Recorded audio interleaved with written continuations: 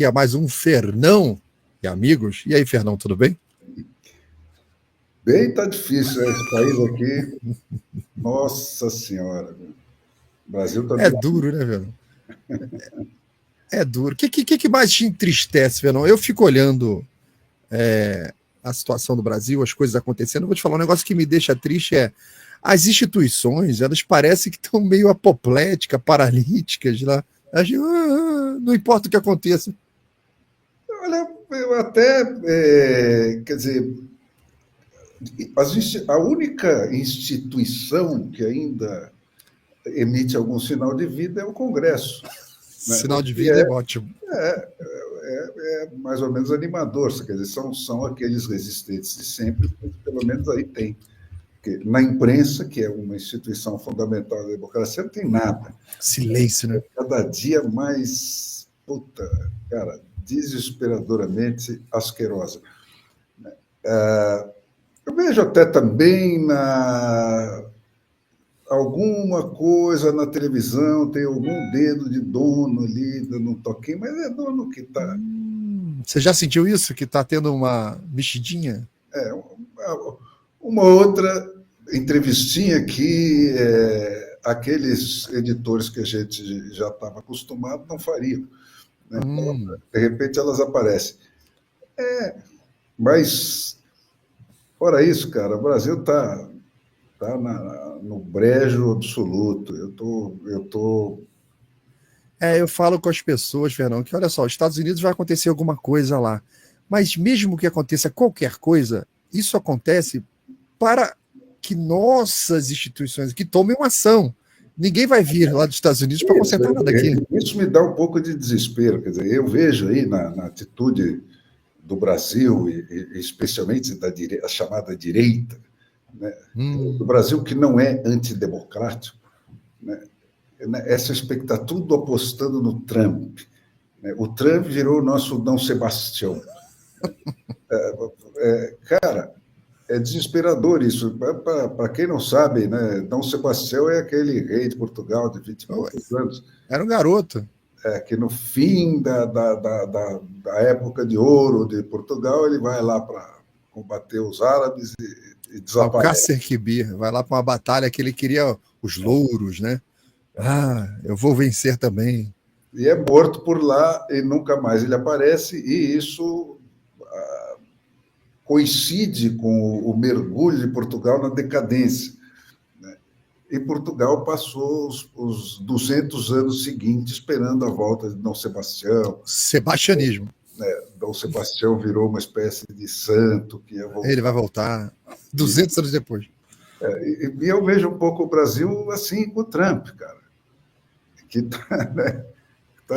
Eu não sei quanto o Dom Sebastião era parecido com ele, ou Nada, hoje tadinho. da santidade, mas você esperar tudo isso do Trump. Né?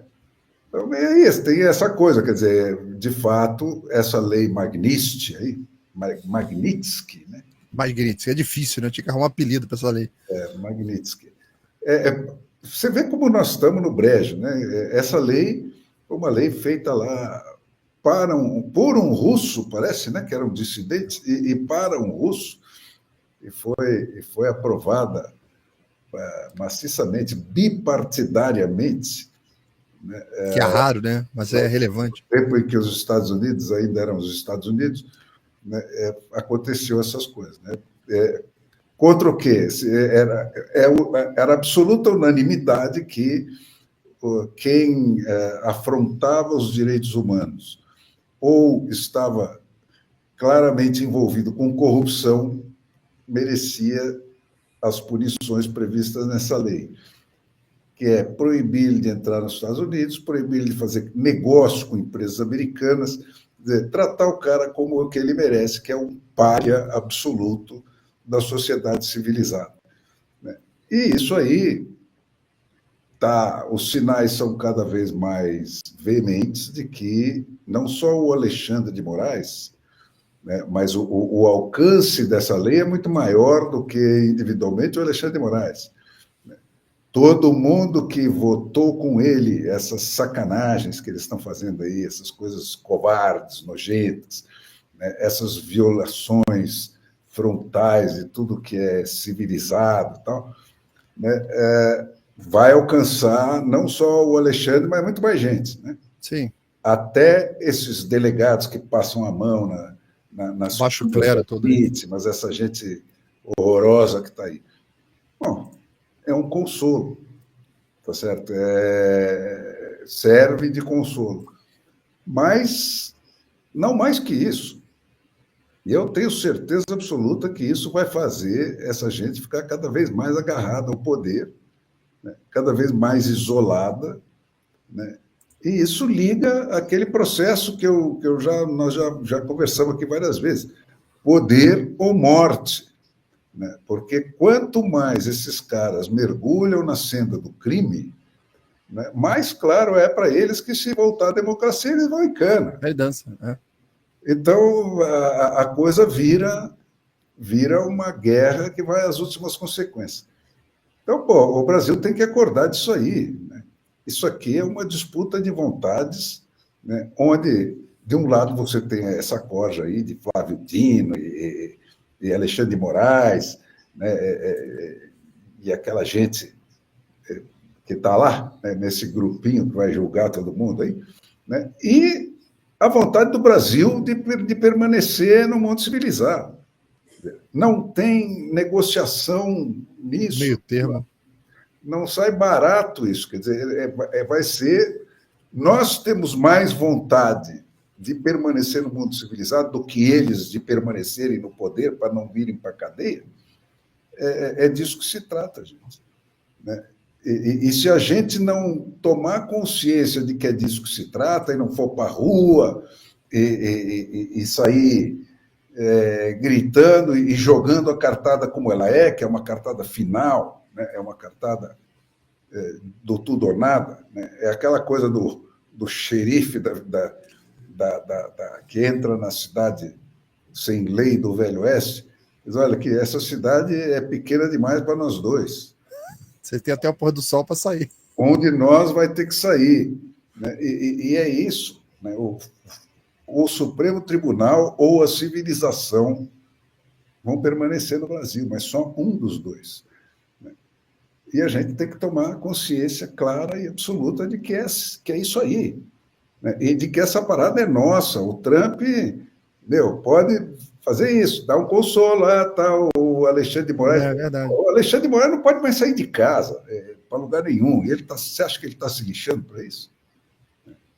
O barato dele é essa droga, né, de falar e ver as pessoas tremerem, acabar a vida com a vida de alguém, botar uma família no desespero. Esse é o barato dele. O resto não interessa. Né? Então, cara, você vê essa história aí do Eduardo, eu não sei se o que ele fez está certo. Né? Ele tem, evidentemente, que ele entrou nesse jogo que esses caras estavam fazendo, sujo, como tudo que eles fazem. Né? Estão lá mais de um mês protelando essa decisão da PGR e tal, enquanto o cara estava fora, para ver se, quando ele entrasse, tomava o passaporte. Quer dizer, faz o combinadinho, que quiser, né? Faz o que quiser, não tem regra. Você viu a entrevista do irmão dele? Vi, muito boa até. Né? Botei aqui, destaquei um pedaço. Vamos dar uma olhadinha? Vamos lá. Olha, a gente normalizou a interferência política em investigações, né? E isso começou a acontecer e se intensificou durante o governo Bolsonaro. O que o parlamentar tem que peticionar no Ministério Público Federal em uma investigação já aberta para ficar opinando sobre o que o Procurador-Geral da República tem que fazer ou não? Esse é o primeiro ponto que a gente normalizou. Isso teria que ser claramente algo rechaçado, ignorado, arquivado de pronto por parte da autoridade do Ministério Público Federal, que recebe uma representação como essa, sem pé nem cabeça. Eu acho que a gente não pode julgar o Eduardo sem se colocar no lugar dele. Não foi uma atitude precipitada, foi bastante pensada, uma atitude até, no meu ponto de vista, madura, de coragem dele, porque não é fácil você abrir mão da sua vida aqui no Brasil, de você ficar longe da sua esposa, ficar longe dos seus filhos, porque sabe que se voltar, uma covardia pode acontecer a qualquer momento, porque a gente não sabe o que vem da cabeça de um juiz, porque não tinha lógica nenhuma, Juliana, o procurador-geral ficar aguardando o Eduardo Bolsonaro voltar dos Estados Unidos para depois opinar sobre esse pedido ridículo do PT de apreensão do seu passaporte, porque, obviamente, o Eduardo está incomodando com a sua atuação nos Estados Unidos e fazendo articulação, levando para o mundo inteiro, levando o mundo inteiro a conhecer o que está acontecendo aqui. Exatamente o que você está falando, né, Fernando? Isso aí, ficaram enrolando um mês e tal, e ele entrou nessa. Eu não sei, quer dizer, que efeito isso pode fazer na carreira política dele futura. É uma situação, enfim, sei lá. Mas o fato é esse, cara. Nada mais está seguro no Brasil. Ninguém mais está seguro no Brasil. O Brasil está na bica de virar o cu do mundo. Isso até, quer dizer, a imprensa pelega nacional está cada vez mais sozinha. Até a imprensa esquerdosa internacional já está tratando o Brasil como um Burundi da vida. Essa semana teve uma matéria no Economist, mostrando o Brasil despencando aí em todos os rankings de civilização. De tudo, Então, cara, o Brasil tem que acordar que não é o Trump que vai tirar a gente dessa encascada, não. Ou nós vamos sair disso sozinhos, né? Porque queremos, né? E tem que querer com toda a força, com mais força do que eles querem, não sair da situação em que estão. Porque para eles é dali para o lixo. Né? Para eles é dali para o lixo. E para o Brasil também. Fernando, quanta sanção teve... Daqui para o lixo. Quanta sanção teve a Venezuela? E já adiantou nada até agora. Nada. A sanção por si só é só uma força. Se não tiver as instituições do país para dar prosseguimento, pegar uma força naquilo ali, seguir adiante para fazer a coisa certa, a sanção não adianta nada, não. É isso aí. Então tem que ir para a rua, sabe? Cada vez mais, em maior número e com maior veemência, sabe? E não fazer concessões. Teve outra entrevista aí do Rogério Marinho. Foi ótima. Sempre muito boas, né? As manifestações dele, falando disso, de como a imprensa pelega tratou a manifestação do Rio de Janeiro. Vamos ouvir. Eu quero ler para os senhores uma notícia de um veículo chamado Poder 360. Foi divulgado no dia 24 de fevereiro de 2025, às 8 da manhã. Dados obtidos pelo Poder 360 mostram que os 5 principais, chama a atenção dos senhores, canais de TV de notícias do Brasil registraram ao longo de 2024 uma audiência média de 111.792 espectadores ao longo das 24 horas. Esse é o número somado de pessoas que ao mesmo tempo sintonizam, pasmem, senador Marcelo Castro, Globo News, CNN Brasil, Jovem Pan, Record News e Band News. Esse público equivale a 0,05% da população brasileira, quando se leva em conta o censo do IBGE de 212 milhões de brasileiros. Muito bem. Na hora em que estava acontecendo o evento do presidente Bolsonaro lá em Copacabana, nobre senador Vanderlan, o canal Auriverde tinha 1.048.672 visualizações online. Nossa. Silas Malafaia, 255.064. Revista Oeste, 1.592.013 cidadãos estavam linkados. Metrópole, 293.381. Te Atualizei, de Bárbara, uma youtuber, 339.058. Eu contabilizei apenas 5 canais. Mais de 25 canais divulgaram o evento. E esses 5 canais fazem um total de 3.600.000 brasileiros que estavam sintonizados nas palavras daquele que é o maior líder popular do Brasil na atualidade. Queiram ou não queiram aqueles que se contrapõem a essa absoluta verdade. Impressionante, hein? É isso aí. O Flávio usou uma imagem boa também. Ele falou: só o Papa consegue pôr mais gente na rua. Gente na rua do que o pai dele. Né? E é verdade mesmo. No mundo, a gente acompanha a política. Tá falando, sei lá, eu não sei de que Papa ele está falando. Hein? O João Paulo II conseguia botar multidões na rua. Nossa Esse Senhora. de hoje, ele botou alguma multidão no Brasil? Nossa, não, o Papa Francisco agora está lutando pela vida aí, né? Mas olha que interessante, quer dizer que a grande imprensa hoje são os canais de direita, né? É isso aí. E ainda desarticulados, né? Exato. Sem equipe, sem estrutura de cobertura como a que é necessária para você ter uma democracia, um mínimo de segurança, de fiscalização do poder público e de informação das pessoas. E, né, eu espero que um dia, né, a imprensa brasileira parta para aquilo que a imprensa americana fez um século atrás, né, quando a democracia americana entrou na sua crise mais grave, fora esta de hoje, né, que foi ir para outros países em busca de soluções, né, mostrar sistemas que funcionavam melhor que o deles. E isso salvou a democracia americana com a importação das ferramentas suíças. E eu sempre insisto nisso.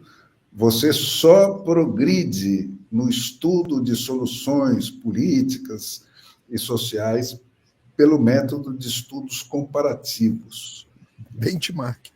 Você não vai reinventar tudo que a humanidade fez. Tal. Isso é uma estupidez você pensar nisso. Então, para a imprensa deixar de ser esse troço, né? Eu sou do lado de cá, eu sou do lado de lá, então fica todo mundo torcendo a matéria e tal. Vamos buscar resposta, gente. Vamos buscar resposta. O problema maior da polarização é justamente esse círculo vicioso. Quer dizer, o próximo a entrar no comando do poder só precisa não ser o anterior. Ele não precisa apresentar nada de novo, nenhuma proposta nova.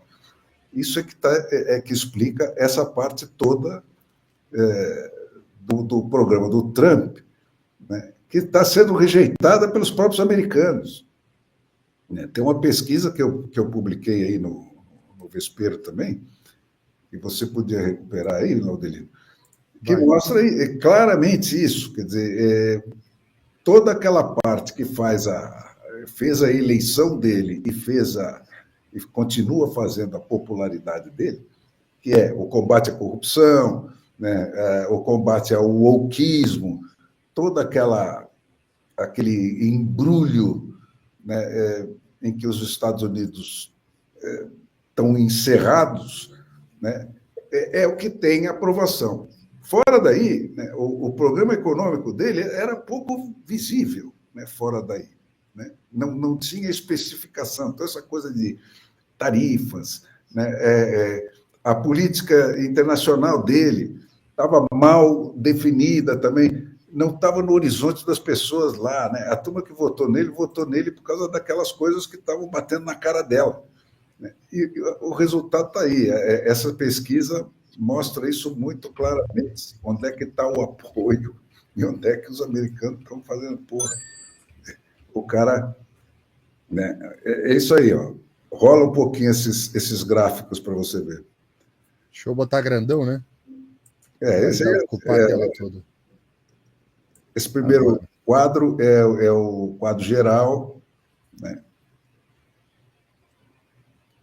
Ele continua com um pouco mais já está com um pouco menos de aprovação do que ele tinha na eleição. Agora, bola para o próximo quadro aí. Esse é mais interessante. Olha lá. Você apoia ou se opõe a cada uma das seguintes decisões tomadas pelo governo Trump em relação à guerra da Ucrânia? Iniciar negociações com a Rússia para acabar com a guerra. 63% de apoio.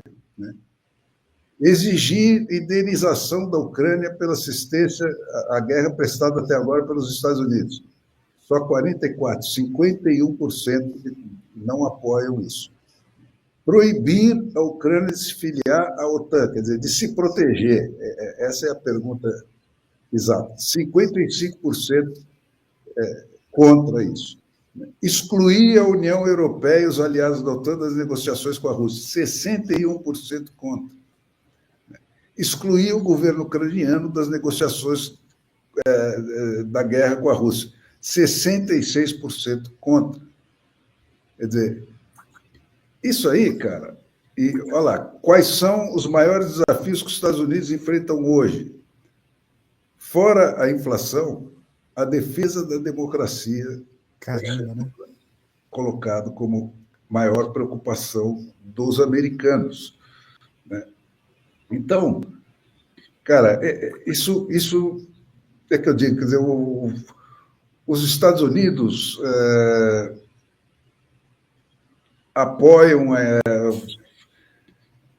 a democracia, gente, foi inventada, né, para acabar com o exercício indiscriminado da força por quem tinha, só porque tinha a força, né? Que é a história da tragédia da humanidade nesse planeta, se resume a isso. Quem tinha a força exercia essa força, só porque tinha essa força. Não precisava de qualquer outra justificação. A principal razão da invenção da democracia foi acabar com isso.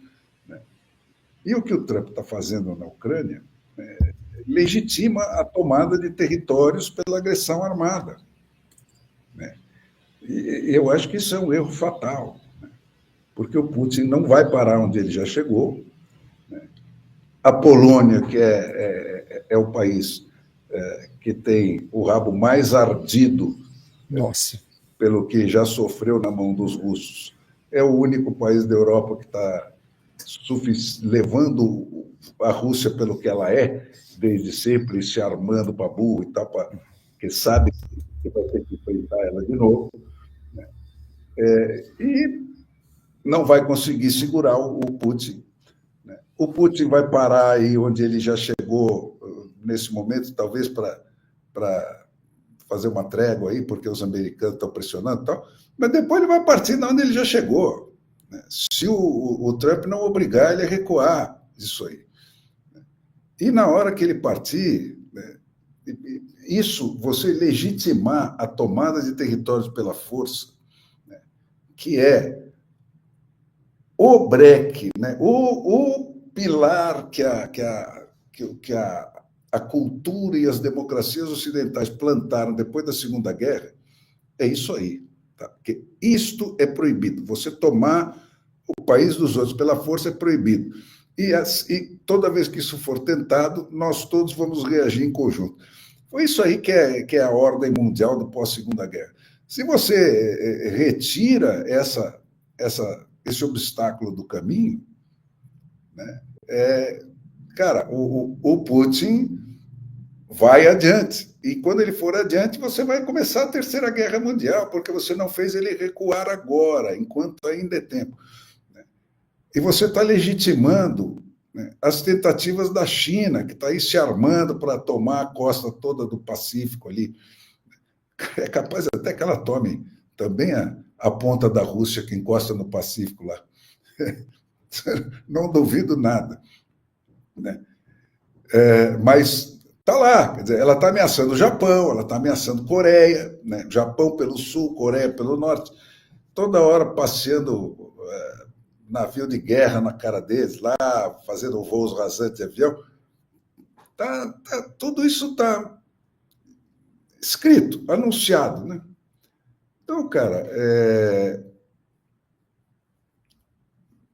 se ele não reafirmar o sentido amplo, né, e principal do que é a democracia, na democracia o governo está posto a serviço da vida, da liberdade e da busca da felicidade, como está lá na Declaração de Independência. Né? Toda a Constituição americana são os meios necessários para que isso se realize, né? Para que o governo esteja armado para garantir essas três coisas. Né? E o governo, isso está escrito lá também na Declaração da Independência, o governo só faz sentido se ele for posto para garantir essas três coisas. E todo governo que não garantir essas três coisas, o povo tem a obrigação de derrubá-lo. Não é o poder, né? É o dever de derrubá-lo. Então, cara, esse é o sentido da democracia. Você não pode brincar com esse fundamento tão essencial. E aí que eu acho que o Trump está metendo o pé pela mão. Agora, se enquanto isso, você está sem som, né? Se enquanto isso ele dar ao Alexandre de Moraes e tal, o tratamento que ele merece, como eu digo, para nós é ótimo para consolo, mas não vai servir para mais que isso. Né? Não resolve, né? Não vamos nos iludir. Não resolve. Não resolve. O cara que lá do outro lado da rua fala pra tua esposa assim, ó, teu marido tá te traindo. É o que o Trump vai fazer, olha aí. E, pô, pra até resolver a situação, tem que tomar muita atitude internamente da sua casa, né? Tem que fazer muita coisa. Muita coisa. O que são esses caras, meu? Depois da manhã vai começar o julgamento daquela moça, Débora, a cabeleireira, a terrorista do batom. Do batom, é. Isso é tão repugnante, é tão né, assintoso você manter essa mulher há 2 anos presa. 1 ano sem sequer ter denúncia nenhuma. Uma mulher que tem 2 filhos pequenos, você olha para a fotografia daquela mulher e você fala, pô, isso é uma ameaça à segurança pública. Porra. Essa tal de ameaçar a democracia, eu falei, essa democracia é muito fraca, né? Cara, vamos começar o julgamento dessa menina amanhã. Depois da manhã, sexta-feira. E durante a semana toda, ela vai ser julgada por essa tropa. Quer dizer, o Alexandre de Moraes, que é esse sujeito absolutamente abnormal, como dizem os americanos, né? O Cristiano Zanin, que é o ex-advogado do Lula, aquele sebo todo que circula a cabeça dele de alto a baixo. Né? Lembro quando o Elon Musk descobriu que ele tinha sido ex-advogado do Lula. Hã? Como assim? Hã? O Flávio Dino, né? Comunista, graças a Deus, eu sou comunista. Isso. Pô, não tem frase mais maluca do que essa aí. A Carmen Lúcia, né, que vai, só dessa vez, né? Censura só até o dia 30. Só até o dia 30. Essa turma que vai julgar. Você não vai falar do Barroso, não? Eu gosto quando você imita o Barroso. Não, o Barroso não está nessa turma. Não está nessa turma, né? Ele não está nessa turma. O Barroso está lá, em contato com Deus, para nos civilizar. Ele está lá recebendo instruções, né, para ver para onde ele vai conduzir este povo perdido no deserto, né, da falta de civilização. Puta merda. Gente, vão para a rua, gente. Sabe? Não brinquem com isso. Os caras estão montando nas nossas costas, não vão sair mais. Porque a gente olhando para a história, Fernão, são momentos em que a decisão errada custa 30 anos, 20 anos. É isso. Gerações. Né? E quando você tem uma geração que vive debaixo de um estado de terror, não tem mais cura, né? Porque você destrói toda a referência moral. Né? As pessoas começam a denunciar para se salvar, né? Aí fica todo mundo com o rabo preso, fica todo mundo se sentindo uma merda. Depois você vai ficar na mão de um Putin pro resto da eternidade, né? Porque vira uma disputa de criminoso. Tá? Cara, não, olha, o Brasil está na beiradinha. Beiradinha. não dá para brincar com isso. Nós temos que nos livrar desses caras. Fernão, olha esse comentário que chegou aqui. Queria agradecer a todo mundo que está comentando aí. Somos 1.993 telas agora. Obrigado a todos. Não esqueça de curtir e compartilhar. Pessoal, veja a inscrição, se está tudo ok aí com vocês que estão assistindo agora. E o José Michel falou o seguinte: estou esperando o Fernão esmiuçar o dossiê JFK.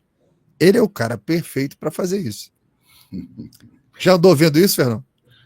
Eu dei uma olhadinha rápida, né, há pouco antes de vir para cá, porque essa semana eu cheguei meio tarde na parada, né? Eu viajei e só voltei para ativa ontem. Mas hoje eu mandei essa pergunta para o ChatGPT, né? Alguém me fez uma provocação, uma dessas que chegam pela internet. Eu mandei essa pergunta para o ChatGPT. Alguma novidade nos dossiês do Kennedy que foram revelados? E a resposta do ChatGPT foi bem interessante, né? Porque ele, evidentemente, sabendo que eu sou um brasileiro, eu tinha em mente se havia alguma novidade quanto ao crime, ao assassinato do Kennedy, né? Mas a resposta dele foi endereçadíssima para um brasileiro. Então, falou tudo que foi revelado nesse pacote, né, das investigações da CIA, porque naquele momento eu tenho um texto no Vespeiro sobre da onde veio a Revolução de 64, que era isso: metade do mundo estava sendo tomado à força pelos comunistas, né? E o Brasil estava na fila, né? E, portanto, o serviço de inteligência americano tinha um baita de um olho aqui no Brasil, sabendo todas as relações que Cuba e União Soviética e tal estavam mantendo os nossos políticos. Então, a resposta do ChatGPT já veio cheia de coisas desse tipo, né? De quais eram as relações deles com o Brizola, né? Depois, como eles estavam treinando gente do Brasil lá, né? Depois, a grande desilusão que foi para eles a queda do João Goulart. Eles estavam crentes que eles iam levar o Brasil de graça com o golpe do João Goulart. Então, tudo aquilo que a gente vive dizendo aqui que foi realmente, o que foi realmente 64, né, está lá com documentos, né, de gravações daquele momento, de plotagem de brasileiros indo para Cuba, indo para a União Soviética, indo para outros países da cortina de ferro para serem treinados, para serem instrumentalizados. Toda aquela guerra que, na época, quer dizer, só quem é dessa geração sem circunstância do Brasil e sem escola, principalmente, né, que não tem noção do que foi aquilo e por que aconteceu em 64. Então, acredita na conversa dos Caetano Veloso da vida. E do Valtinho Moreira Salles, né? Mais uma criatura do Getúlio Vargas, né? A família. Então, tá lá. Eu fiquei muito curioso de ir mais a fundo nessa parte, porque, claro, todo o plot que resultou no assassinato do Kennedy estava ligado a isso, né? A essa guerra que havia lá. A Rússia já tinha chegado a Berlim, né? Foi detida ali pelo Kennedy, cercou a cidade de Berlim e impediu dividiu as famílias e tal, e impediu que as pessoas saíssem de lá. Então, o Kennedy, o que ele fez? Foi um dos lances mais emocionantes da minha carreira, foi ver esse discurso que eu vi quando eu era ainda meninão. Garoto Fernão. Ele montou um palanque no muro de Berlim, né? Fez um andaime que ele ficava na altura do muro, mais alto que o muro, e fez o discurso para Berlim Oriental. Olha só. E um discurso que começava com essa frase: Ich bin ein Berliner. Eu sou um berlinense. E mexeu com vocês, mexeu comigo e tal. E aí ele montou uma ponte aérea para abastecer aquelas pessoas que estavam cercadas por aquela muralha, porque estavam morrendo de fome. E passou a abastecer elas com uma linha de avião, porque os russos impediam que se chegasse até Berlim. Então, esse foi o quadro em que se deu 64. Os militares brasileiros que tinham ido lutar pela democracia na Itália, que na época eram de patentes mais baixas, e àquela altura já eram coronéis ou até generais, falaram: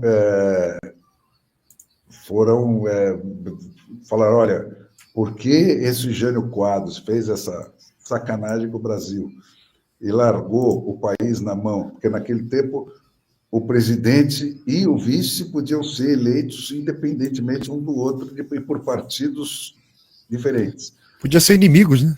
Podiam ser inimigos, como foi o caso do Jango e do Jânio.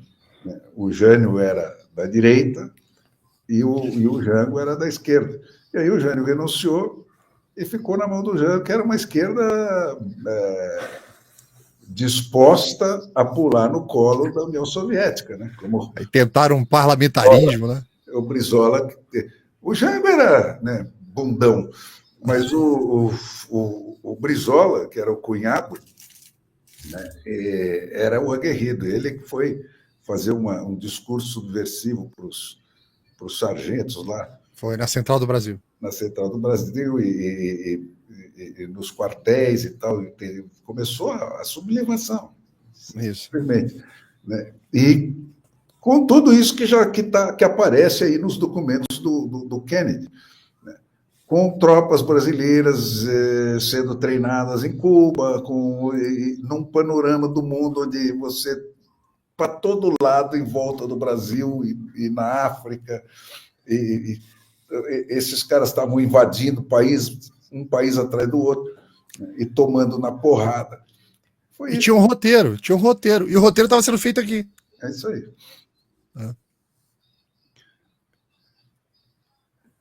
Olha, está aí de novo a Cristina. Né? Como é que nós podemos livrar dessa gangue? Apenas ir para as ruas? Não é apenas ir para as ruas, mas ir para as ruas é absolutamente essencial. Entendeu? Nós temos que demonstrar para a resistência que está no Congresso, e eu insisto, está se comportando acima das expectativas, é pequena. É 30% em cada casa ali, se tanto, né? Mas existe, né? E está se comportando muito bem, está resistindo muito bem, né? E a gente tem que demonstrar para essas pessoas que elas têm apoio na rua, né? E demonstrar para aquela turma do meio, né?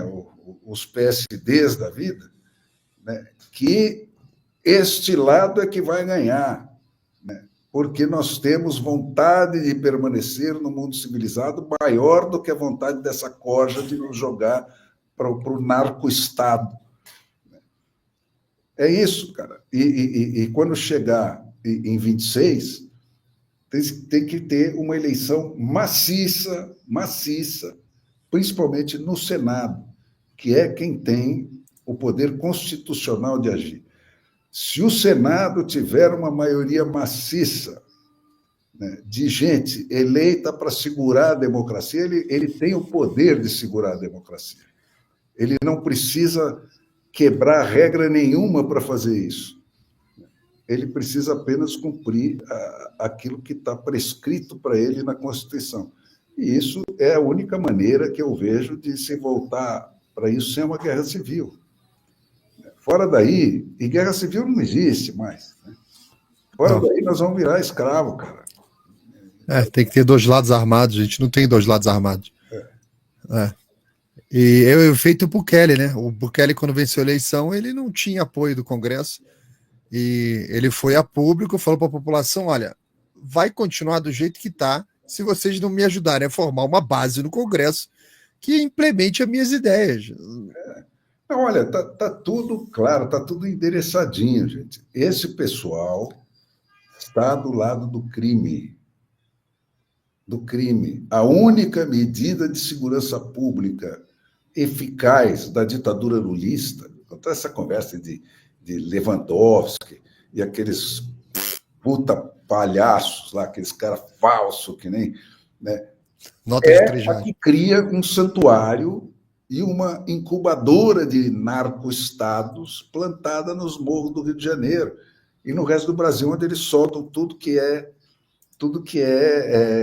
chefe do crime organizado. Cara. Tu viu essa notícia aqui, Fernão? É isso aí.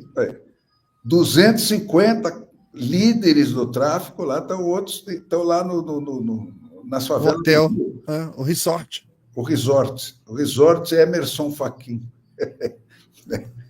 É isso aí. Onde a polícia não pode entrar. Quer dizer,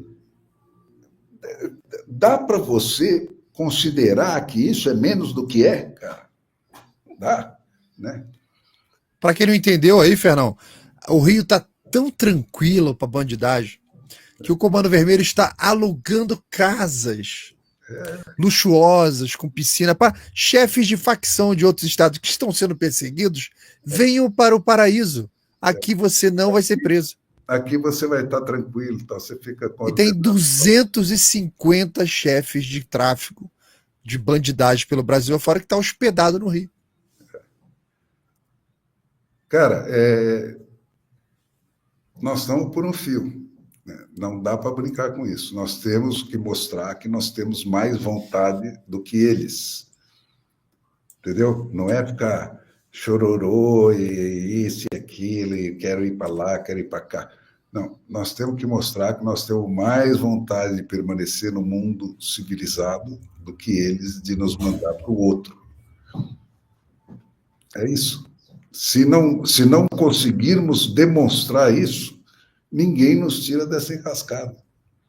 Nem a resistência aqui, que vai ser derrotada, né, que está aí plantada no Congresso, se ela não se sentir apoiada pela rua, ela vai, aos poucos, ser dizimada como está sendo. Um por um, quem mostrar que tem alguma chance de ganhar do outro lado vai ser preso, vai ser desmonetizado, vai ser exilado, vai ser não sei o quê. Um por um. Então, cabe a nós, exclusivamente a nós. Fernão, você vai para a rua, na Paulista, dia 6? Exatamente. Não posso me permitir não ir. É obrigatório. A gente tem a obrigação de dia 6 tem que ser grande. O pessoal falou, olha, não, Copacabana, tinha lá, eu chutei ali umas 100 mil pessoas no máximo com a minha experiência de Maracanã, né? Que você vê o Maracanã lotado, aí você faz de conta que aquele Maracanã botou na rua, dá mais ou menos uns 100 mil ali que eu contava. Mas é normal, na retomada das ruas é progressivo. É progressivo. Se fizer um outro no Rio de Janeiro, vai dar mais. Na Paulista vai dar mais, vai ser progressivo. O que não pode é parar. Já paramos 2 anos. O que aconteceu em 2 anos quando a gente não foi para a rua? Nada. Nada, não. Olha quanto eles avançaram. Eles avançaram. Do nosso lado, nada melhorou. Estão nadando de braçada, né? Cada dia são mais ousados. Cada dia tem menos vergonha. Né? Cada dia tem menos medo de Deus. Cometem qualquer barbaridade. Estão mantendo essas mulheres todas na prisão só para não deixar cair a mentira do golpe. Né? Porque para ter golpe precisa ter golpista. Então inventa que aquelas senhorinhas lá são os golpistas, cara. Essa mulher que vai ser julgada a partir de depois da manhã é uma perigosa golpista, uma ameaça à segurança nacional. Sabe? Eu vi uma colocação interessante do Bolsonaro. Quem do acampamento em Brasília ia liderar o Brasil no dia seguinte?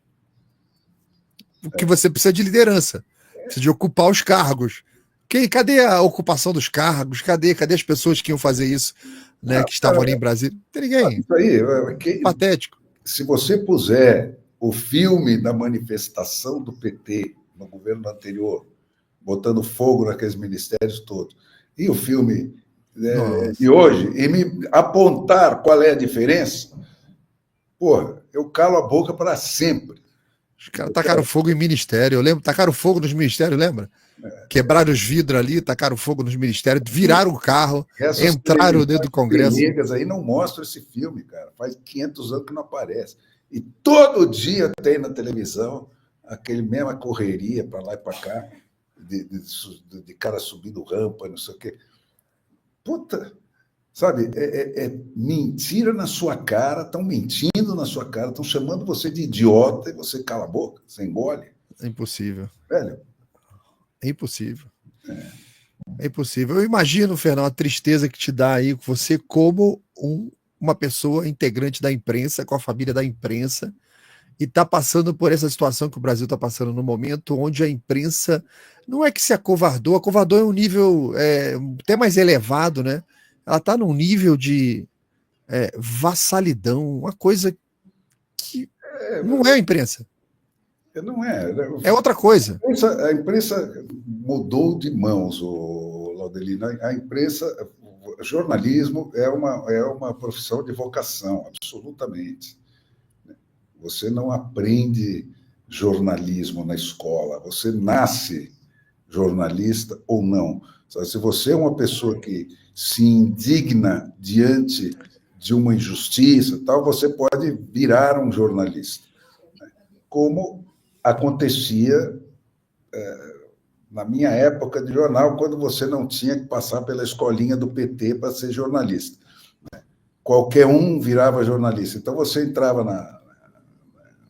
nas redações e tinha médico, tinha engenheiro, tinha padre, tinha de tudo. Qual era o traço comum dessas pessoas? Era esse. Pessoas que se indignam com a injustiça e não ficam quietos diante dela. Então, é isso aí. Agora, você pensar que um bilionário que compra uma televisão para ficar mais importante nos seus negócios, para fazer as suas putarias com o governo e tal, daí vai sair jornalismo que preste? Não vai. Então, você tem algum nível de reação nisso, porque às vezes entra um sujeito lá que é jornalista, né? Tem uma parte daquelas pessoas que estão nas redações que são jornalistas, mas é uma desorientação completa, né? É uma molecada que sai de uma escola onde ela só ouviu mentira desde que ela nasceu, né? E a maioria acredita que é assim. Hoje mesmo eu estava almoçando na casa de um amigo e vi um filho dele lá não é moleque, já tem 30 e tantos anos. Sabe? É totalmente torto, porque não sabe nada, como todo moleque é arrogante. Exato. Acha que sabe, então bota o dedo. Ele não sabe, não tem informação. E tu só olhando, né? Que o que aconteceu foi o que o Valtinho Moreira Salles contou para ele. Porra. Eu tive uma cena dessa na casa de um conhecido também em São Paulo, que o filho sentou para almoçar e falou assim: hoje tarde eu vou ver o filme da Barbie. Aí eu já... Hã? Não, porque tem uma crítica social muito boa no filme. Eu falei, é isso. Então, quer dizer, falta informação, nós falhamos nisso, né? O nosso lado é muito ruim nisso. Quer dizer, você para tomar e manter o poder, você precisa ter as suas escolas, os seus jornais, a sua imprensa, sabe? Isso tudo são instituições que você tem que manter dia após dia, porque elas é que formam isso aí. Quer dizer, depois que você deixou a escola abandonada e o jornalismo abandonado, né, e você teve esse problema, quer dizer, todo o jornalismo que nasceu nas democracias ocidentais, né, a partir do idealismo de uma pessoa, né, porque todos têm esse nascimento em comum. Era alguma pessoa Projeto pessoal. Contra o poder instalado no seu país, cria um jornal para fazer oposição a esse poder. E depois você vai tendo o quê? Filhos. Você vai tendo filhos. Esses filhos. Você serviu de exemplo, né? Casam com pessoas. E muito poucas pessoas nascem com essa vocação de pegar uma profissão que num sentido, é muito ingrata. Né? Paga mal, né? Requer uma dedicação absoluta, uma entrega absoluta. Você leva a vida de médico, né? Sem o salário do médico. Você está sempre correndo atrás do que está acontecendo, você não tem sem o glamour, sem o salário. E aí vira o quê? Vira uma disputa de vaidade. O priminho que quer ser, porque ele não era o outro que aparecia. É assim que acabou a imprensa ocidental inteira. E por cima disso veio a internet, que destruiu o business. E aí você tem isso agora, né? Os grandes ladrões ou os grandes tycoons aí da internet, o cacete, comprando jornais e tocando canais de televisão. Veja, Fernão, essa informação do senador Rogério Marinho, quando ele fala que 115 mil pessoas, em média, estavam nos principais TVs do Brasil. 111. É menos, 4 mil a menos. E que você tem 3,6 milhões nos canais de YouTube de direita, isso não aconteceu agora. Durante esse cruzamento, aconteceu há muito tempo atrás. Muito tempo atrás. Não foi no evento do Jair que essa curva virou. A imprensa perdeu a sua credibilidade há muito tempo atrás que a internet está mostrando. Eu lembro de assistir live do Terça Livre, que tinha 120 mil pessoas ao vivo, 9 horas da noite. Mas continua fazendo o estrago. Pois é, isso que eu ia te perguntar agora, exatamente isso. Por que eu vou te perguntar isso aqui? Porque, embora você veja um evento desse aqui, é gigantescamente diferente.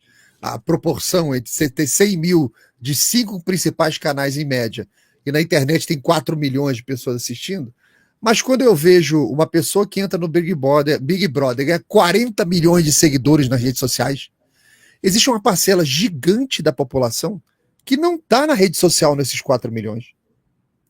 E está com a sua televisãozinha ligada em casa.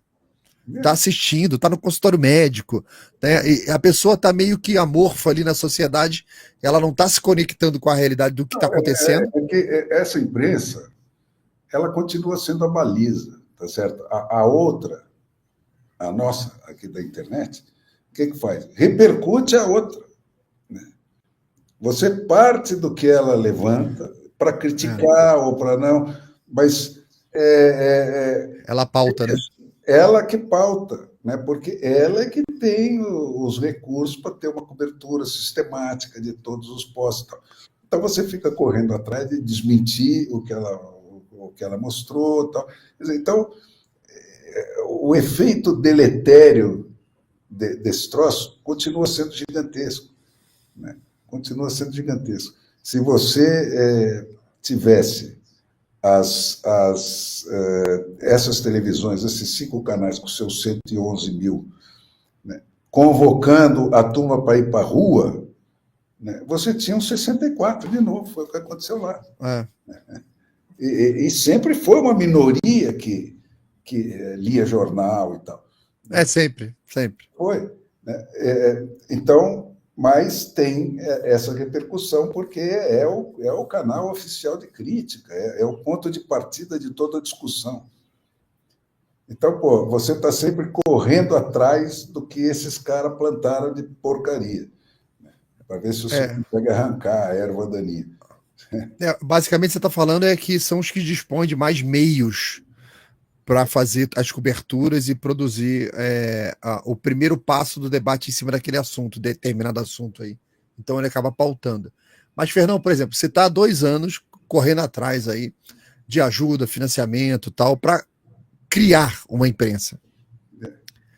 E aí, Fernando, como é que tá essa experiência aí? Péssimo, pô. O pessoal do nosso lado tem medo, né? Principalmente a turma que tem dinheiro. Eita, Fernando. A turma do dinheiro é uma lástima, cara. É uma lástima. Jesus, o pobre te ajuda, né? O pobre me ajuda. O pobre me ajuda. Mas você imagine, é o que eu fico pensando, imagine se o Jorge Soros da vida pergunta Nada. três Se você tem. para saber se ele vai dar mais 10 milhões ou menos 10 milhões para um Zé Dirceu da vida. Não vai.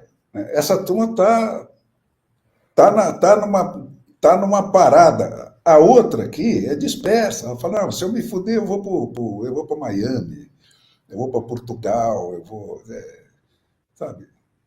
É isso aí. É cavalar a diferença de financiamento, né? Você comentou sobre essa virada de chave da imprensa, eu estava na hora pensando sobre isso. Falei que também a imprensa da direita tem que dar lucro. A do outro lado não tem que dar lucro. A do outro lado tinha que dar um resultado político. É isso aí. E continuava, você vê, um está sendo realimentado pelo resultado político e o outro tem que ser realimentado pelo lucro. E, naturalmente, o do lucro vai caindo, vai caindo, vai caindo. E o que resta de imprensa? A ideológica. Só. É isso aí. O problema é esse, cara. Então, o que esse pessoal está fazendo? Entregando os seus filhos, né? Porque essas coisas demoram uma geração, meia geração para acontecer. E aí, já fui, tchau. Né? Meu filho que se dane. Esse pessoal é muito assim, né? Tem muita gente assim. Eu falo, não, já tem uma herança para ele também. Então não... não, o Alexandre vai vir me pegar. Tal. Mas isso é interessante, esse ponto de vista, Fernão, porque você pega na história humana, todos os grandes eventos, né, os grandes reviravoltas, foram sempre feitos por um pequeno grupo de pessoas. Sempre. Sempre. Então, não é que tem que ir 100 milhões de pessoas para a rua, não é isso. Você precisa daquele mínimo. Em várias áreas, com as suas vocações, o cara da logística, o cara do dinheiro, o cara do jornalismo, o cara das ideias, o escritor, todo mundo trabalhando junto para salvar o seu país. É isso aí. Né? Se não fosse... Aqui é muito difícil, muito disperso. Né? Você tem um grupinho aí, né? Você tem alguns pontos de força na internet que vão se consolidando, né? Pessoas que são já centros de atenção, centralizam bastante atenção, tal. Mas mesmo assim é sempre mais reativo, né? Sim. Não tem ninguém olhando para fora, não tem ninguém propondo qualquer coisa nova, né? O que me desanima é isso. Eu vejo muito o Brasil, a esquerda e a direita têm igual horror a este povinho que Deus pôs aqui. Essa falta de amor, né? É o ódio de um lado e a ausência de amor do outro. Não é ausência de amor.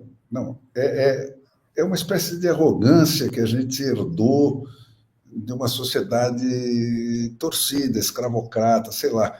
Sabe? O povo... Não. Eu quero conduzir o povo. Eu vou conduzir o povo melhor do que ele está conduzindo o povo. Esse é o resumo. É vaidade. É vaidade, né? Então, eu sou a solução porque eu sou honesto, ele não é, eu sou bonito. Aí, campeonato de honestidade, né? Então, cara, a turma aqui não acredita em sistema. Né? Ô, Fernão, será que isso não é uma formação mal feita? Porque são pessoas que não conhecem a própria história da humanidade. Essa situação não é nova na humanidade, ela aconteceu no mundo inteiro. Mas as pessoas que fizeram essa chave virar, desde 1215, lá na Magna Carta, até a Revolução Americana, são pessoas que tinham conceitos, valores, uma história, uma tradição, trazia aquilo ali e sabia um norte.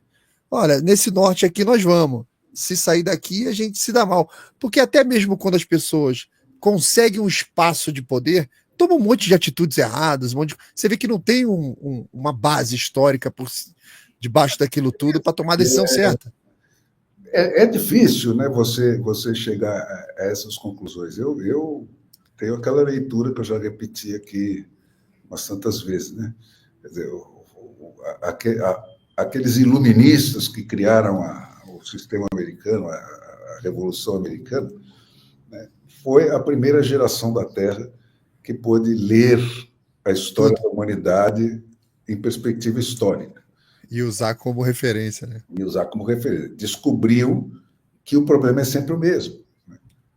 Que a merda está sempre no mesmo lugar. Quer dizer, a coisa começa com a censura, né, e só termina quando você quebra a censura. Portanto, se todo mundo souber minimamente a verdade, a tendência é de que a coisa dê certo. Né? Mas esse minimamente não é 513 dividido pela metade, está 250 para lá e 251 para cá. Não é esses. Tem que ser os cento e tantos milhões para lá e cento e tantos milhões para cá. E foi isso. Quer dizer, então, vamos dividir o poder, vamos botar a resposta final na mão do freguês, tudo aquilo que o comerciante já sabe. Né? E quando ele está lidando com o dinheiro dele, ele já sabe, o freguês tem sempre razão. Tá, né? Se não fizer isso, eu vou ser expulso do mercado. Então, essas descobertas, né, é que o Brasil precisa começar a fazer. Se nós tivermos democracia apenas para Ipanema e Copacabana, né, não vai valer um tostão. Enquanto ela não subir o morro, né, ela vai acabar a cada eleição, ela vai virar outra coisa, porque vira uma briga de bandido, né? Chuta o povo para lá e para cá.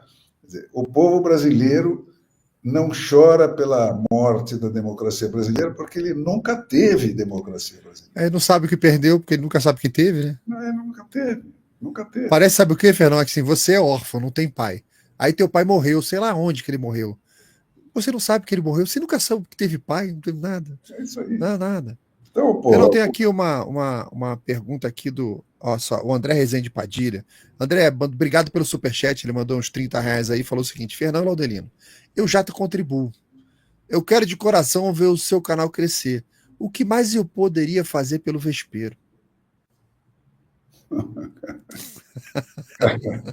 Tem que fazer ele circular, né? E tem que fazer chegar dinheiro aqui para a gente contratar uma equipe, para a gente ter, né, poder fazer mais do que eu e o Laudelino só conseguimos fazer. Vespeiro.com, né, Fernando? Vespeiro.com. É isso aí. É verdade. André, obrigado, tá, pelo comentário, obrigado pela força aqui. Aqui embaixo estão passando dados aí de onde o pessoal pode fazer doação. No que vocês puderem ajudar, a gente agradece de coração. Demais isso aí, tá? Então, Fernão, o que fazer, Fernão? Porque a impressão que eu tenho, eu sempre lembro de Platão saindo lá da Grécia, com tudo pegando fogo. Ele tá lá no cima do morro, indo embora. Ele olha para a cidade tudo destruído, guerra, gente morrendo na rua. Ele olha e fala assim: eu acho que com essas pessoas que estão lá, eu não consigo fazer essa cidade voltar a ser o que ela era. Eu preciso formar uma nova geração. Eu preciso trazer um conhecimento para novos seres humanos. Não é que vai nascer gente nova. Eu tenho que instruir muita gente para essa equipe nova trazer essa cidade de volta aonde um dia ela chegou. Porque com as pessoas que fizeram parte do problema, eu não consigo consertar. Aí Platão vira o cavalinho dele e vai embora e criar a escola platônica, durou 800 anos. Mas foi a partir dessa análise que ele fez, né? Então você veja que a gente comenta aqui nas nossas lives, né, várias soluções, várias coisas que a gente tem que fazer pelo Brasil, e dentro dessas soluções está aí povo na rua, a gente fala voto distrital puro, recorde de mandato, a gente fala tem que se reconstruir a imprensa brasileira. São os 3 grandes projetos que a gente está vendo aqui agora: povo na rua, uma nova imprensa, e pelo amor de Deus, na hora que for escolher um político, voto distrital puro com recorde de mandato. Isso aí é meio, né? Imprensa, escola, tal, é meio. O fim é esse. São meios para você conseguir chegar ao voto distrital puro com recall, né? Que esse é a ferramenta, esse é o final, né? Esse é o instrumento de transferência do poder da mão de uma elite, qualquer que seja ela, para o povo, né? Democracia significa isso. Vamos tirar da monarquia para a democracia. Poder do povo. Poder no povo, né? E o que põe o poder no povo é você fazer a continuação da carreira política depender estritamente da anuência do povo, né? E para você conseguir operacionalizar isso, a única maneira inventada até hoje é essa: voto distrital puro, para que você tenha um representante para cada grupo específico da população, né, que são todas aquelas pessoas residentes naquela área, você sabe o nome e o endereço de cada uma delas, são donos daquele deputado. E se aquele deputado fizer qualquer coisa que desagrade essas pessoas podem convocar uma votação lá entre elas e destituir esse cara. Isso muda o sentido de seleção negativa que tem o nosso sistema para um sentido de seleção positiva. Só o que não é filho da puta passa a continuar. Isso já é uma grande coisa, né? Porque no momento é o contrário, né? Quase que exclusivamente quem é filho da puta é que consegue ficar, né? Então, você já inverte isso aí. E com esta ferramenta na mão, você passa a ter o poder de obrigar esse deputado a votar naquilo que interessa para você, né? Que é parecido com o que interessa para todo mundo. Que é, porra, me deixem trabalhar em paz, me deem, cuidem da minha segurança, tirem os bandidos da rua. Aquelas 3, 4 coisas que o governo devia fazer e mais nenhuma, né? E com esse instrumento na mão, você consegue, aos poucos, ir fazendo isso, né? Você vai conseguir, assim que, historicamente, eu estou falando do que aconteceu, não do que eu acho, né? Começou assim nos Estados Unidos, né? Com o recall na mão, os caras conseguiram plantar o voto a lei de iniciativa popular, né? Com a lei de iniciativa popular, você conseguiu plantar o referendo das leis dos legislativos. Então, você pode impor a sua lei, negar, recusar a lei do legislativo que seja sacana, né? E com isso você vai arrumando a coisa, por ensaio e erro, né? Você passa a andar para frente em vez de ficar andando para trás. Putz. É só isso. Eu estava lendo esses dias, Fernando, tem uns cantões lá na Suíça. Eu acho que a Suíça é tão interessante, em vários aspectos, você olhar, que o deputado é proibido de propor lei. A lei só pode vir de iniciativa popular, e quando ela surge, o deputado vai fazer o processo legislativo para aquilo ser aprovado. Mas a ideia não pode partir dele. Olha, nos Estados Unidos é praticamente a mesma coisa, né? Talvez não esteja formulado assim, nesses termos que você falou, mas é praticamente a mesma coisa. Quer dizer, você pega as cédulas das eleições americanas, né? Você tem aquelas ballot measures, como eles chamam, né? Aquelas várias coisas que você é chamado a aprovar ou reprovar, né? A maioria são leis de iniciativa dos legislativos. Só que o legislativo não baixa essa lei. Ele propõe a lei, passa por um processo específico de aprovação lá entre eles, pelo direito de propor a lei para o povo, né? E o povo, então, é que diz sim ou não para essa lei. Isso é que é interessante. A lei é proposta para o povo aprovar. É isso aí. É isso aí. Então, não estados, municípios nos Estados Unidos, é tudo assim que funciona. O país funciona, beleza, daí para baixo. Dali para cima, no esquema federal, eles criaram um Brasilzinho, que é isso que o Trump está destruindo, né? E com o maior aplauso, não só da população dele, como de grande parte da população do resto do mundo, que sempre sonhou com isso e nunca viu a possibilidade de ter isso, né? De você poder mandar aqueles vagabundos que não trabalham, que estão na teta, estão para a rua, sabe? De você pegar a putaria toda que está na Previdência e acabar com ela, sabe? De você não ter que perguntar para ninguém se você pode ou não pode prender o ladrão e tirar o cara do cargo. Você tira. É isso que está fazendo a carreira dele. Agora, isso aí, por quê? Porque ali você criou um Estado que é paralelo, que é o Estado das nomeações, né? Sim. Fernão, tem outra pergunta para fazer para você. Ninguém nunca chamou você para fazer um documentário sobre isso? Documentário? Sobre as soluções para o Brasil aí? Esse projeto já teve em pauta algumas vezes. Eu deveria ter trabalhado mais nesse sentido num momento. Mas também é sempre o mesmo problema, né? Você vai fazer o documentário sobre isso, o que você vai cair? Aí você cai numa lei Rouanet, né? Tem que ter grana, tem que ter grana. Ou alguém que banque. É. E aí, pô, você já desanima, né? Eu almocei, foi final do ano passado com um amigo que é um dos sócios lá do Brasil Paralelo. Ele estava falando, não, você está discutindo projeto isso, projeto aquilo. Eu falei, cara, só tem um projeto que vocês não estão fazendo, que é fazer um documentário sobre as soluções do Brasil. Você está mostrando os problemas, está mostrando violência, está mostrando educação, está mostrando saúde, está mostrando MEC, está mostrando um monte de coisa. São ótimos os documentários, mas não tem proposta de solução ali. Então, leve lá para dentro essa ideia. Eu falei, chama o Fernão. Chama lá o Ricardo Gomes, que foi o ex-vice-prefeito lá do Rio Grande do Sul, muito bom. Cara. Muito bom. Muito bom. Chama o Luiz Felipe. Eu falei, ó, manda os 3 para a Suíça, vai para a França, vai para os Estados Unidos e mostra como é que é o mundo, os sistemas, como é que estão funcionando. Aí depois vocês botam os problemas brasileiros e botam as soluções do lado e cara, dá para escolher. Dá para escolher as opções. É isso aí. A gente só faz isso com remédio, né, para a saúde, porque aí até os filhos da puta precisam tomar remédio. Então aí eles não perguntam se o remédio foi inventado na Suíça ou não. Não. Ele toma. Não. Pode ser supositório que ele toma. Os remédios políticos.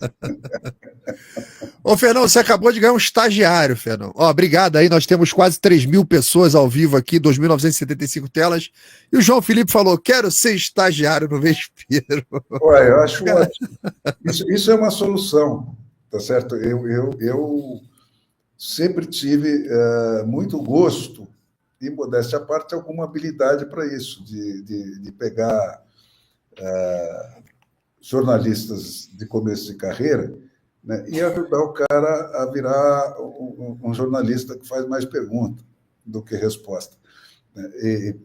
E o que precisa para isso é vontade. Então, se tiver um cara a fim de ser estagiário e realmente puder dedicar tempo para isso, eu topo pegar. O e-mail está aqui embaixo, né, Fernão? Cadê? O e-mail está passando aqui embaixo. O e-mail ali, ó. O seu e-mail está passando aqui embaixo, que a pessoa pode entrar em contato aí. O meu tá, mas quem é? O João Felipe que queria? O João Felipe falou, queria ser estagiário. O Felipe, manda um e-mail para flm.sampaulo@gmail.com. Começa essa conversa aí, né? É isso aí. Outra mensagem que chegou aqui, ó. Sandro Ponte mandou superchat aqui de R$50. Obrigado, Sandro. Obrigado às 3.000 pessoas que estão ao vivo aí. Ele fala, Fernão, eu imagino o que deve ser sentir quando você lê o Estadão, o jornal que colocou receitas ali para alertar contra a censura, enquanto teve rival que se autocensurou na época. Hoje apoia tudo que está aí. Eu li o jornal desde 88, né? Aí ele qualifiquemos o debate, é o que ele termina ali.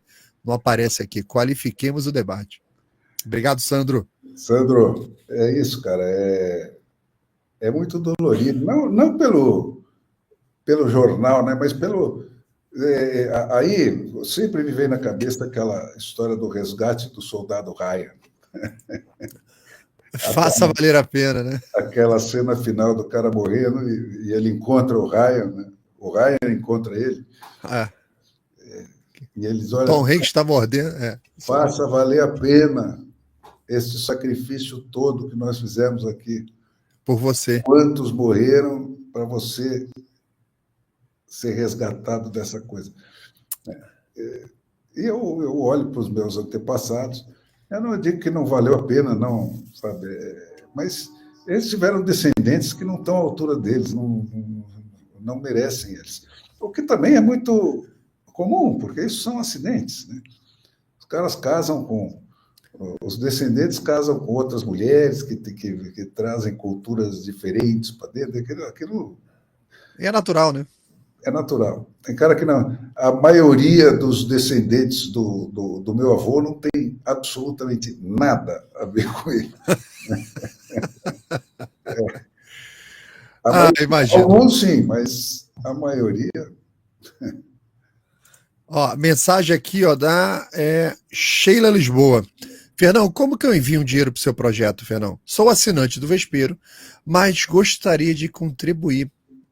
Sheila, as informações estão passando aqui embaixo. Tá? Você tem dados bancários, você tem e-mail, tem Pix, tem várias informações aqui. Fica passando o tempo todo aqui na live. Fique à vontade para contribuir no que for acessível para você. A gente agradece de coração qualquer ajuda que venha. Tá? Por enquanto, o que eu tenho tido de contribuição dá para a gente manter isso que a gente tem aqui. Né? Agora, se de repente eu sentir que subiu esse nível a ponto de eu poder contratar alguém com alguma segurança de que eu vou poder mantê-lo, né? É assim que eu espero poder fazer isso crescer. Porque nessa base de... Quer dizer, eu já fiz um projeto inclusive com profissionais de lançamento, de mercado financeiro, de business plan. E você começa a conversar, tá? A turma que pode pôr um dinheiro um pouco mais forte para você já começar com uma estrutura. Fala, olha, eu quero começar com uma estrutura mínima assim, ó, 4 repórteres, 3 caras redatores, editor de vídeo, não sei o que lá, tá. Uma equipe mínima para você fazer 2 turnos por dia, né, e ter um mínimo de capacidade de cobertura custa uma grana. Né? Tudo isso foi montado, foi feito. Aí quando você começa aí, caramba, acho legal, tá. Mas e o Alexandre, esse aqui, eu vou dizer. A coragem é um artigo realmente raro, né, Fernando? Coragem. E geralmente a coragem não acompanha o dinheiro. O cara que tem coragem não tem grana. E o cara que tem grana não tem coragem. É duro, porque os beijos. Você está falando do Guzo aqui? Eu sempre faço questão de dizer isso. O Guzo foi a última coisa que eu fiz pelo Estadão.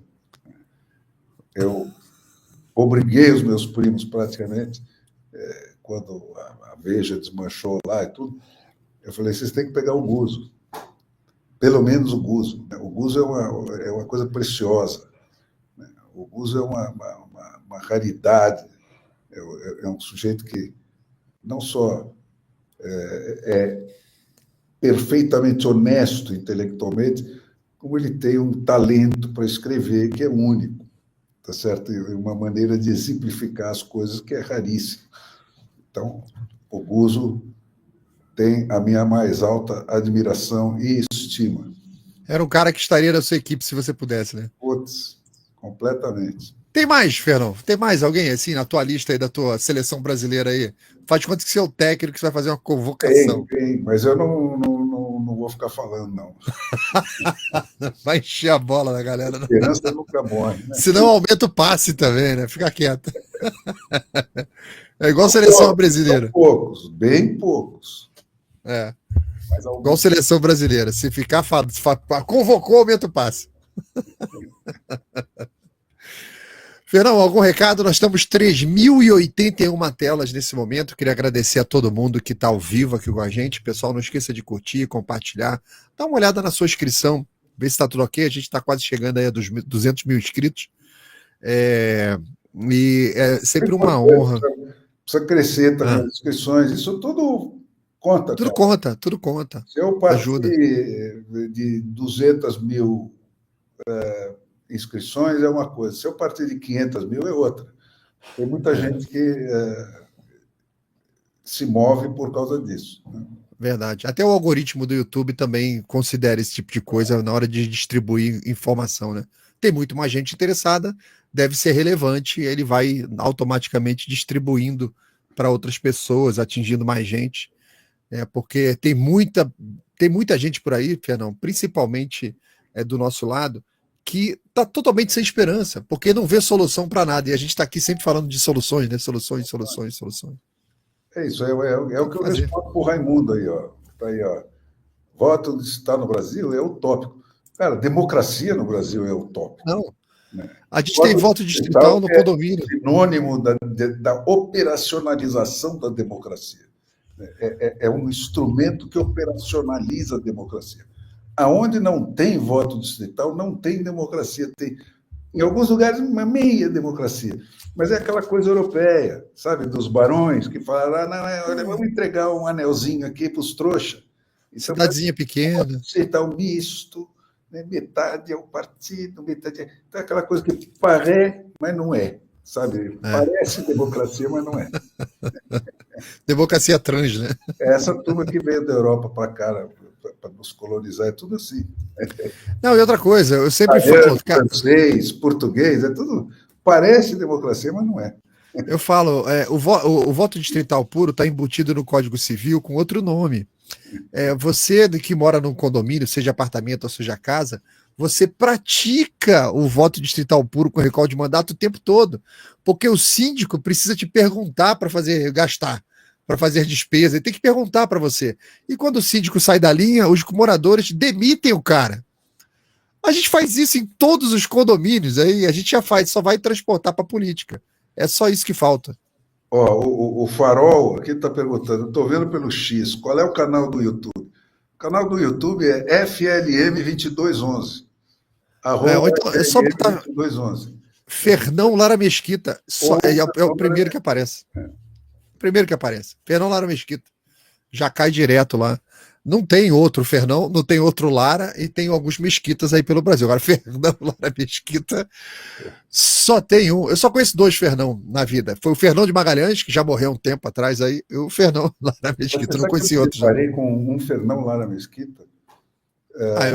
Mas lá de 1500... Lara Mesquita.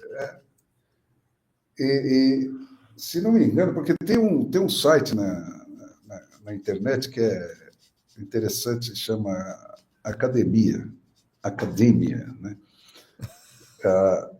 Onde você se inscreve e tudo que aparece com referência ao seu nome, ele te avisa. Olha só. Principalmente, é uma coisa assim para textos, né? Que você... então, e às vezes ele te pergunta, né? Apareceu aqui um texto, é seu? Né? Você confirma ou não? E ele vai depurando. Mas me aparece muito lá um monte de Fernão Mesquita. Lara Mesquita. Não ou acredito. Fernão Lara Mesquita dos 1600, dos 1500. Tinha um piloto da turma do Cabral que tinha um nome assim, não sei se esse era o Fernão Das Caravelas? Né? Porque o seu parente, o Monteiro, é lá de Portugal, né? Veio para cá com Dom João VI. Na Ilha de Malta tem um monte de mesquitas. Olha só. Tem um monte de rua. Mas não era o pessoal de trás dos montes lá? Mas esse pessoal do Trás dos Montes veio de algum lugar também, né? Então, eles tiveram lá os antepassados deles. É verdade. Não brotou do solo, né? Então, é curioso. Isso aparece um monte de coisas assim. E também, depois que ele pega os seus artigos mais citados, né, esse site aí, né, ele começa a fazer associações com artigos que têm títulos semelhantes ou tratam de assuntos semelhantes, muito parecidos, e perguntam se é Interessante. seu, se não é seu. Então, aparece uma porção de coisa cruzada assim, e principalmente aparecem essas figuras do... Tá, que bacana. Que legal. Fernão, estamos com 3.110 telas aqui. Uma mensagem final para a turma aí, para a família Lara Mesquita, que está com a gente aqui. Cara, voto distrital puro com recall, né? Isso põe o povo no poder, põe você no poder. E vamos torcer. Não tem solução melhor do que você no poder para você mesmo. Entendeu? Não inventaram ainda. Eu confio em você tomando decisões sobre você, né? E é isso aí. A média das decisões, porque esse é que é o troço da democracia, né? Ela exige sempre uma média. Se você faz uma coisa muito extrema, não passa, porque os outros não aderem, né? Aí você vai aparando as beiradas e sobra no meio aquilo que é essencial e que a maioria das pessoas concordam e se exclui, ou pelo menos tende a se excluir tudo aquilo que é nocivo, venenoso naquela ideia. Entendeu? Então, sobra sempre a ideia menos ruim. Serão, isso é tão natural, isso que você acabou de falar, isso é tão natural de você cortar esses extremos. Quando eu fiz o meu trabalho de pós-graduação no FRJ, tecnologia, algoritmos, tal, onde você fazia um apanhado de informações sobre deslocamentos, rua, mapeamento e tal, você tinha um algoritmo obrigatório que cancela os extremos e fica só com o centro. Cara, é muito natural isso que você está falando. Era matemática pura. É isso aí. Fernão, obrigado aí por mais essa semana. Estamos aí com 3.110 telas agora. Queria agradecer a todo mundo que participou desse bate-papo aí mais uma semana. Pedir para vocês não desistirem, porque o Brasil tem solução, só depende da gente. O povo começou a voltar para as ruas. Nós vamos fazer um excelente, uma grandiosa manifestação no dia 6 na Paulista. Fernão vai estar lá, tá? E vamos, gente, esse país é nosso. Temos que mostrar que nós temos mais vontade que eles. É isso. Permanecer civilizados, né? Dentro do campo da civilização. Não queremos ser excluídos, não admitimos ser excluídos desse campo. Se a gente não tiver essa força, é porque a gente não merece, né? Já tem isso também, é verdade. Fernão, obrigado. Obrigado, audiência. Obrigado a todos. Fiquem com Deus. A gente se vê semana que